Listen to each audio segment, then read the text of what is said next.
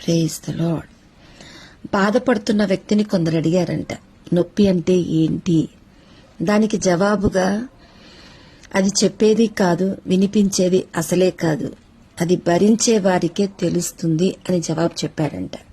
నిజమే, గాయం వల్ల కలిగే బాధను మర్చిపోతే పోదు, మానదు.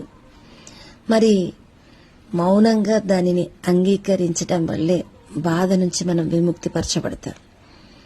అయితే బాధను అంగీకరించేటప్పుడు మనం తగ్గించబడతాం.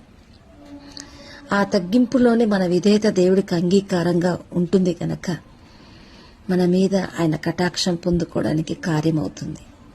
లేదంటే నాకెందుకు శ్రమ, నాకెందుకు నీ కష్టాలు అని ప్రతిఘటిస్తూ, ఇటు కలిగే కష్టాన్ని బట్టి, ప్రతిఘటిస్తున్న ప్రశ్నలను బట్టి మనసు ఇంకొంచెం వేదనకు గురై బాధ ఎక్కువ అవుతుంది కానీ తక్కువ అవ్వదు.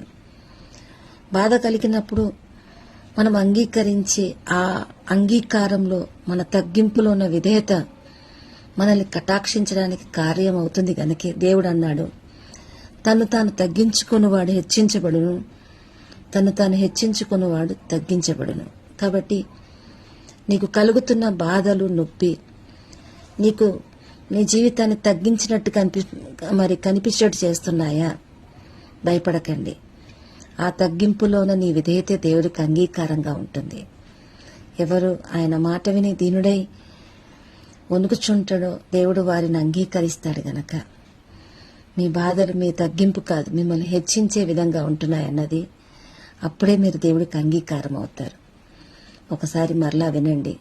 మీరు ఊరటించబడుతున్న ఈ మాటల్లో ఎవరైనా బాధగున్న వారికి షేర్ చేయండి. దేవుడు మిమ్మల్ని దీవించునుగాక. ఆమేన్.